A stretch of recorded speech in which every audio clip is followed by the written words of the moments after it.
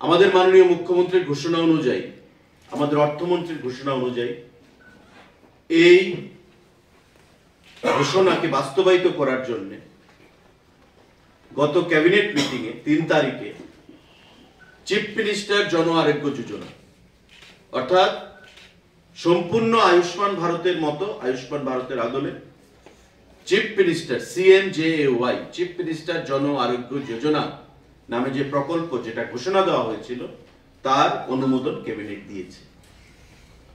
4.5 লক্ষ ফ্যামিলি যারা ইতিমধ্যে আয়ুষ্মান কার্ড পাচ্ছে সুযোগ সুবিধা, তারা এই প্রকল্পের বাইরে থাকবে। কারা কারা এই প্রকল্পের সুবিধা গ্রহণ করতে পারবে? যারা আয়ুষ্মান ভারতের প্রকল্পের মধ্যে অলরেডি রেজিস্টার্ড, তারা ব্যতিরেকে সবাই এই প্রকল্পের আওতায় আসবে। আর শুধুমাত্র 10,000 বিল্ডিং এবং আদার কনস্ট্রাকশন যারা ওয়ার্কার সঙ্গে, মানে লেবার ডিপার্টমেন্টের, তাদেরও সেখানে 10,000-এর মতো শ্রমিক রয়েছে, তারা তার বাইরে সেখানে থাকবে। অর্থাৎ আমাদের যেটা লক্ষ্যমাত্রা, প্রায় 4,15,000 ফ্যামিলিজ সারা রাজ্যে এই চিফ মিনিস্টার জন আরোগ্য যোজনার আওতায় আসবে।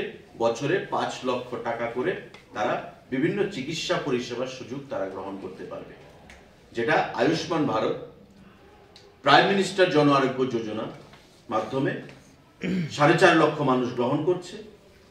তার সঙ্গে যোগ হবে 4,15,000 মানুষ যারা অলরেডি আয়ুষ্মান ভারতের আওতায় নেই, তারা এই চিফ মিনিস্টার জন আরোগ্য যোজনার আওতায় আসবে।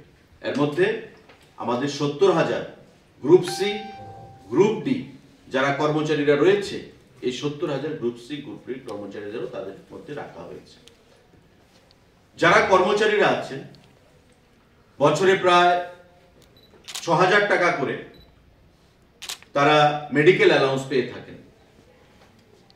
যদি কোনো কর্মচারী চান যে তারা চিফ মিনিস্টার জন আরোগ্য যোজনার সুবিধা গ্রহণ করতে বছরে 5 লক্ষ টাকা করে, তবে তাদেরকে এই বছরে যে 6,000 টাকার সুবিধা তারা পান, সেটা সারেন্ডার করতে হবে সরকারের কাছে।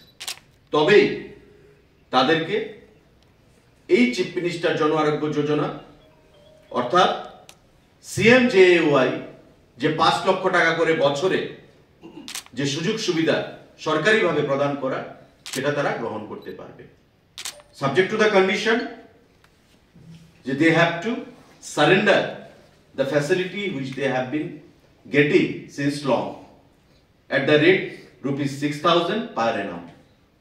6,000 টাকা করে বছরে যে টাকাটা তারা পাচ্ছে, সেটা তাদের সারেন্ডার করতে হবে, তবেই তারা বছরে 5 লক্ষ টাকার সুবিধা তারা পাবে। টোটাল 4,15,000 ফ্যামিলিকে আমরা রেজিস্টার করব।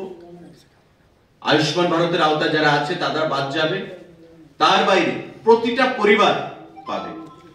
এমন পর্যন্ত মুখ্যমন্ত্রীর পরিবারও পাবে, ক্যাবিনেট মন্ত্রীর পরিবাররাও পাবে, অফিসাররাও পাবে, সমাজের প্রতিষ্ঠিত যারা লোক রয়েছে তারাও পাবে। কাউকে বাদ দেওয়া হবে না। আমাদের 4,15,000 পরিবার, আপনারা জানেন